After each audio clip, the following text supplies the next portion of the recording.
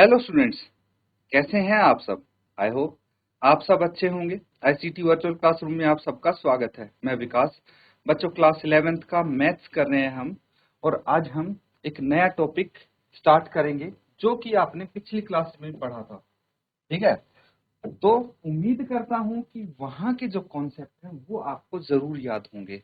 तो वो कॉन्सेप्ट जो कक्षा 10 में आपने पढ़े थे वो यहाँ पे इस्तेमाल होने वाले हैं, और कुछ नई चीजें भी आप यहाँ पे सीखेंगे। तो सबसे पहले हम चैप्टर का नाम लिख लेते हैं।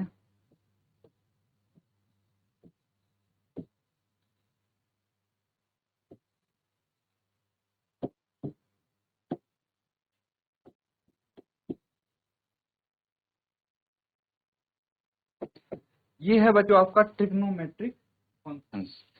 तो आपने जो कक्षा 10 है, पिछली कक्षा में क्या पढ़ा था? आइडेंटिटीज पढ़ी थी, आइडेंटिटीज ऑफ ट्रिग्नोमेट्री। फिर उसके बाद एप्लीकेशंस भी की थी। ये चीजें तो आपने कर रखी है ना।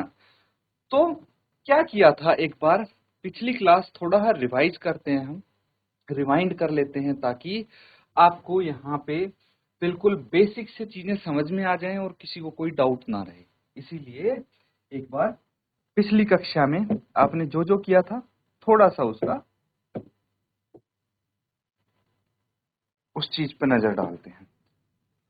तो ट्रिग्नोमेट्रिक, ठीक है, ट्रिग्नोमेट्री जो है वो बेसिकली ट्रायंगल से रिलेटेड है। एक हमारे पास राइट एंगल ट्रायंगल होता है, इसको क्या बोलते हैं हिंदी में? समकोण त्रिभुज। क्या बोलते हैं? समकोण त्रिभुज। अब देखिए बच्चों, ये क्या होता है, इसको बोलते हैं हम हाइपोटेन्यूज। क्या बोलते हैं? हाइपोटेन्यूज बोलते हैं, जिसको एच से रिप्रेजेंट करते हैं, या फिर कर्ण। इसको ये बेसिक टर्मिनोलॉजीज आप सीख चुके हैं, मैं बस आपका रिवाइज करवा रहा हूँ, याद दिलवा रहा हूँ। एच फॉर हाइपोटेन्यूज, इसको कर्ण भी बोलते हैं। और क्या होता है बच्चों, एक होता है लंब, ठीक है, और एक होता है आधार। तीन चीज होती है बच्चों इसमें। लंब को परपेंडिकुलर बोलते हैं, आधार को हम बेस बोलते हैं इंग्लिश में। ये चीज तो समझ में आ रही ना। तो हाइपोटेन्यूज जो 90 डिग्री है, 90 डिग्री का कोण है, उसके ऑपोजिट साइड को हम क्या बोलते हैं? हाइपोटेन्यूज बोलते हैं। और एक इसमें आधार हो जाता है और एक इसमें लंब हो जाता है। ये चीज समझ में आ गई। अब देखिए यहाँ पे दिक्कत कहाँ आती है? दिक्कत आती है कि आधार कौन सा होगा, लंब कौन सा होगा। किसी केस में ये आधार हो सकता है, ये लंब हो सकता है। तो बच्चों ये डिसाइड होता है इस एंगल से, थीटा जिसको हम बोलते हैं। ठीक है, मान लीजिए अगर थीटा यहाँ पे है, थीटा कहाँ पे है? इधर है। इसका मैं नाम दे देता हूं ए बी सी। ये त्रिभुज है ए बी सी। थीटा है आपका सी पे। तो थीटा के एक तो एडजेसेंट साइड होगी, ठीक है, एडजेसेंट साइड यानी संलग्न भुजा, ठीक है, संलग्न भुजा। और एक होगी सम्मुख भुजा, ठीक है। तो इसके सामने वाली भुजा ये होगी, है ना, सम्मुख भुजा। तो समझना बच्चों, जो सम्मुख भुजा है उसको लंब बोलेंगे, परपेंडिकुलर बोलेंगे। जो साथ वाली भुजा है इस थीटा के उसको बोलेंगे आधार यानी बेस। इतनी चीज समझ गए बच्चों आप? तो अब यहाँ पे हमारे आते हैं फंक्शन, ठीक है। कुछ फंक्शंस होते हैं ट्रिग्नोमेट्रिक फंक्शंस, जैसे sine theta, cos theta, tan theta, ठीक है, और cosec theta, sec theta and cot theta.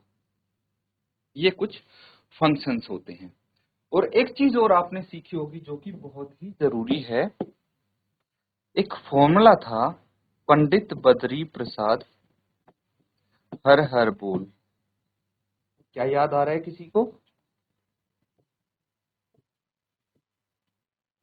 ये भी हमने सीखा था, पंडित बद्री प्रसाद हर हर बोल, सोना चांदी तोल। टी मैं यहां लिख देता हूं, ठीक है। तो बेसिकली क्या मतलब है इसका? मतलब ये है कि अगर हमें साइन थीटा फाइंड आउट करना है, अब थीटा कौन सा है?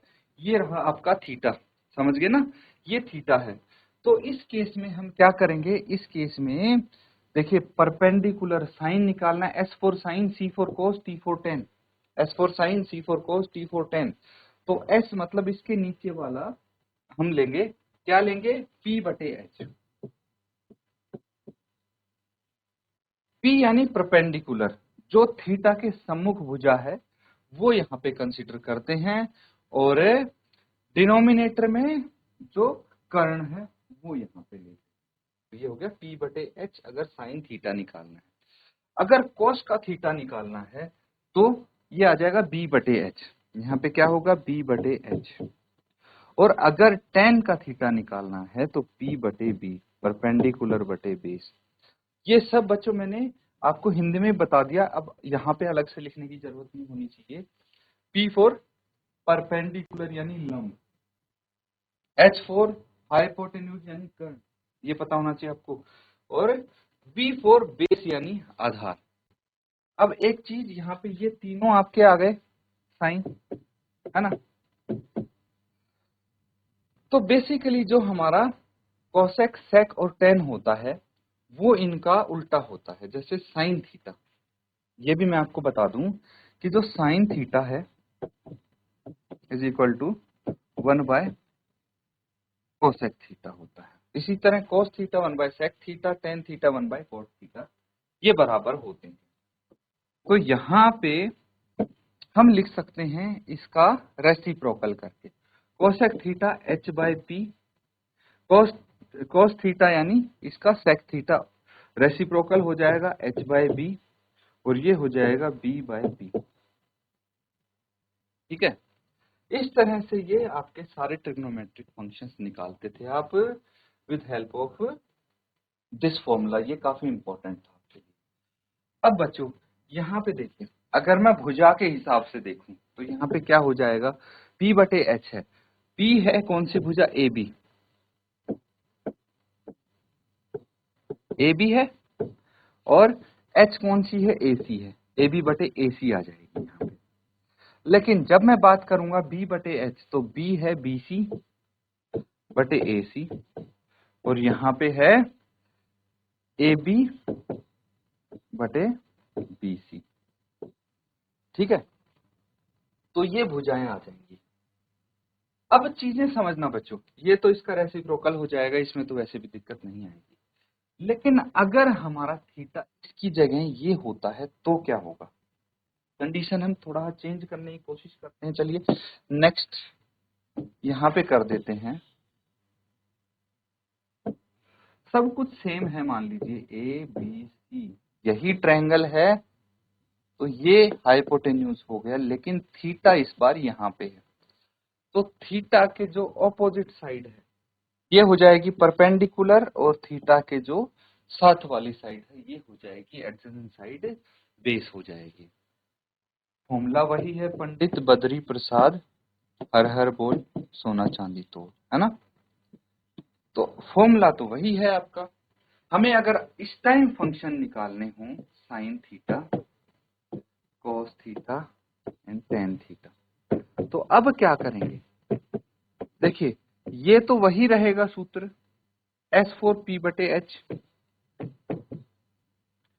बी बटे एच एंड टी बटे बी। लेकिन इस ट्रायंगल में थीटा चेंज हुआ है ना, तो साइड्स भी यहाँ पे चेंज हो गई है। अब परपेंडिकुलर बीसी है यहाँ पे, और बेस है, हाइपोटेन्यूज है एसी, ये ए बी है बेस, और हाइपोटेन्यूज एसी, और यहाँ पे परपेंडिकुलर कितना है? बीसी बटे ए बी बेस है। तो साइड्स यहाँ पे इनका रेशियो चेंज हो गया, है ना, लेकिन हमारे जो फंक्शंस हैं वो इजीली आ जाएंगे। अब एक बार इसको नोट डाउन करो, रिवाइज याद करने की कोशिश करो, क्या ऐसे ही किया था आपने, या कुछ आपका छूट तो नहीं रहा, और कुछ आपको बेसिक्स में याद आ रहा है तो सारी चीजें एक बार कोशिश करो रिमाइंड करने की और इसको नोट डाउन भी करेंगे।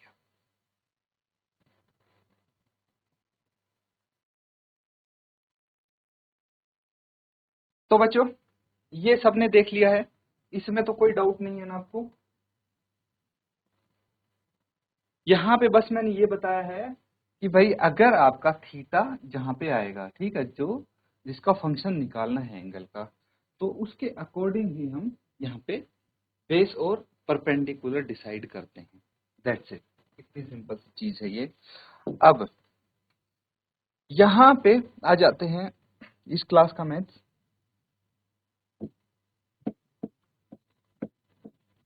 कोण का माप,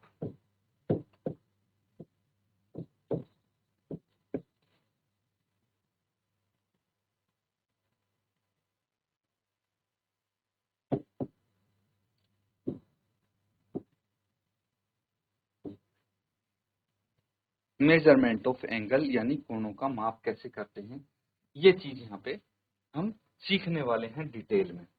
तो देखिए, जो एंगल होते हैं, कोण होते हैं, उनको मेजर करना भी इम्पोर्टेंट है। और मेजर करने के लिए हम यहाँ पे दो प्रकार यूज करते हैं, दो तरीके यूज करते हैं।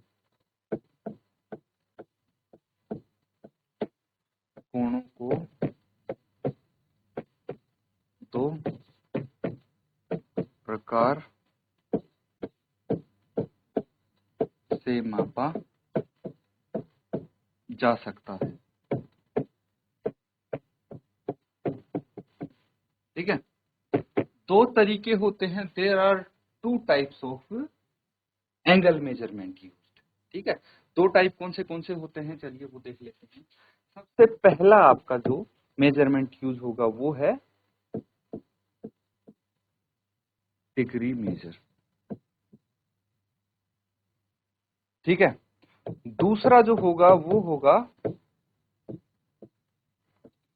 रेडियन मेजर, ठीक है।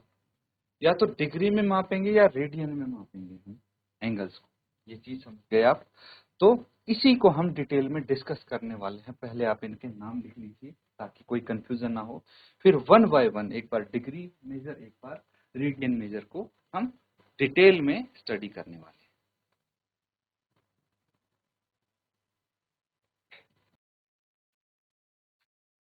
तो ठीक है बच्चों, ये चीज आपने समझ ली है ना।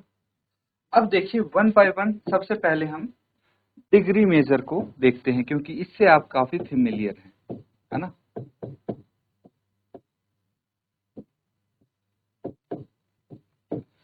ये डिग्री माप क्या होता है?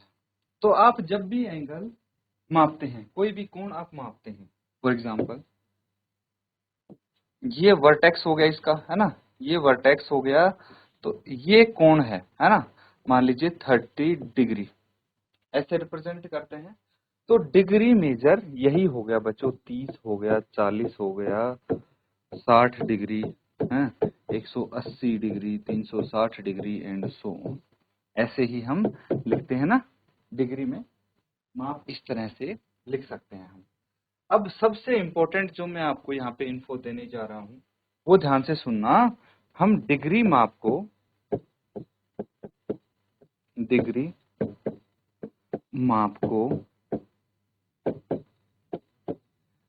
मिनट और सेकंड, मिनट और सेकंड में विभाजित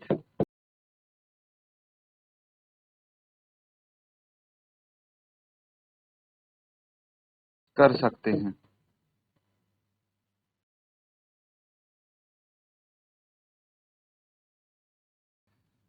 तो यहाँ पे कहने का मतलब ये है कि ये डिग्री है, ठीक है।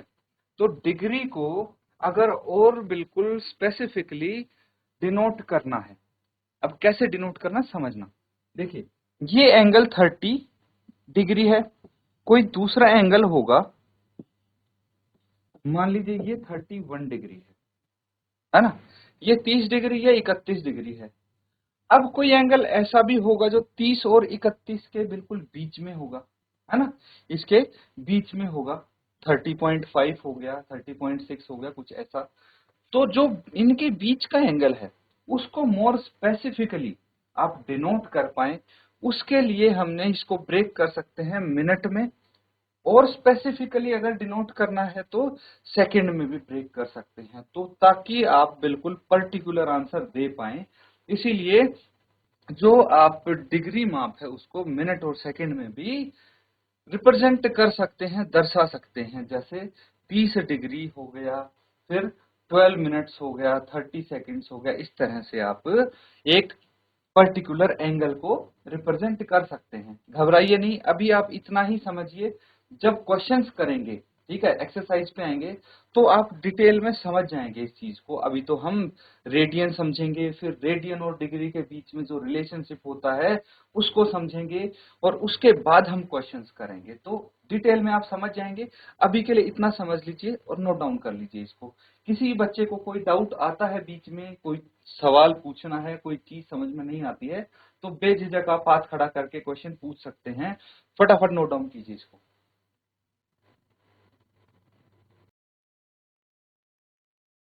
तो बच्चों ये सबने कर लिया है नोट डाउन। अब मैं आपको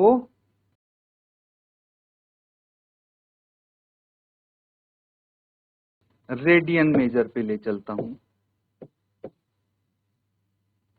रेडियन मेजर है ना, इसको हिंदी में भी लिख लीजिए आप, रेडियन माप। अब क्या होता है ये समझ ले, मैं डायरेक्ट पहले फॉर्मूला लिख दूं आपके लिए, फिर इसको डिटेल में स्टडी करने वाले हैं, ठीक है। तो ये इसका सूत्र होने वाला है, theta is equal to L upon R, ठीक है। क्या होता है वो चीज डिस्कस कर लेते हैं। वन रेडियन मेजर किसको बोले, ये चीज समझना। एक रेडियन मेजर किसको बोलते हैं बच्चों, तो एक रेडियन मेजर हम बोल सकते हैं कि कोई सर्कल है, ठीक है, मान लीजिए, मोर एक्यूरेटली इसको ड्रॉ करेंगे, ये एक वृत्त है, सर्कल है, ठीक है। हमने सेंटर से रेडियस बनाया, ठीक है। ये क्या है, त्रिज्या, रेडियस इसका 1 यूनिट होगा, ठीक है, रेडियस 1 यूनिट होगा, और जो ये एल है ये भी 1 यूनिट होगी, ठीक है। तो 1 यूनिट चाप की लंबाई और त्रिज्या 1 यूनिट हो, वो जो एंगल फॉर्म करेगा, देखिए चाप ये हो गई, समझना बच्चों ध्यान से, ये इसकी चाप हो गई, है ना, और ये त्रिज्या हो गई, तो ये जितना एंगल कवर करेगी वो होगा 1 रेडियन। कितना, 1 रेडियन कवर करने वाली है। 1 यूनिट जो रेडियस है और 1 यूनिट चाप की लंबाई जो है, ये बनाएंगी 1 रेडियन मेजर, ठीक है, 1 रेडियन बनाती है। अब यहाँ पे इसको डिटेल में डिस्कस कर लें। थीटा क्या है, थीटा क्या है, कोण है बच्चों, क्या है, कोण है, ठीक है। ये किस में है, रेडियन में है। तो जब रेडियन में निकालेंगे तो आप रेडियन में लिखेंगे, और डिग्री में निकालेंगे तो डिग्री लिखेंगे, समझ गए। अब एल क्या है, एल है बच्चों चाप की लंबाई, 10वीं कक्षा में पढ़ी होगी आपने,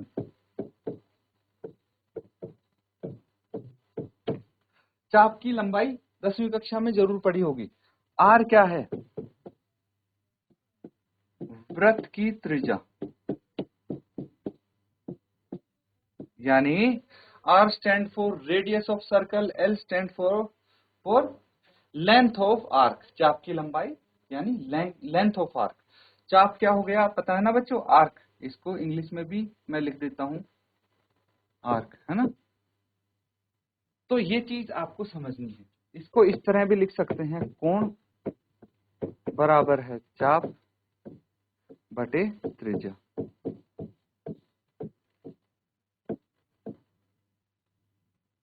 ये क्या हो गया, ये हो गया बच्चों रेडियन में, ठीक है। रेडियन मेजर इस तरह से आप निकाल सकते हैं, नोट डाउन कर लेंगे इसको।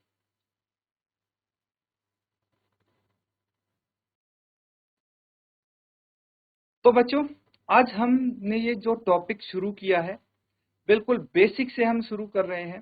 भले ही आपने 10वीं क्लास में पढ़ा हो, आपको याद नहीं भी है वो चीजें, तो भी हमने 10वीं क्लास से स्टार्ट किया। जो बेसिक चीजें थी वो रिवाइज करके फिर जो आपकी इस कक्षा में है वहां से हमने शुरू किया। तो आप बिल्कुल समझ पाएंगे। अगर आपने अभी तक कोई भी कॉन्सेप्ट क्लियर नहीं, तब भी आपके सारे कॉन्सेप्ट क्लियर हो जाएंगे अगर ध्यान से इसको समझेंगे तो। बस एक से दो चीजें आज हमने स्टडी की हैं इसमें। वो क्या है भाई, डिग्री कैसे मेजर करते हैं, ठीक है। तो डिग्री हो गया, रेडियन हो गया, एंगल मेजर करने के लिए बस ये दो चीज यूज करते हैं हम यहाँ पे। इनको डिटेल में स्टडी करने वाले हैं। तो जितना हमने इनके बारे में पढ़ा है उनको अच्छे से रिवाइज करके आए, क्योंकि अगली कक्षा में बच्चों इनका रिलेशनशिप हम पढ़ेंगे। तो इसीलिए ध्यान से इसको समझें और होमवर्क में इसको अच्छे से रिवाइज करके आए। इसी के साथ आज का सेशन यहाँ पे हम एंड करते हैं। Thank you and have a nice day.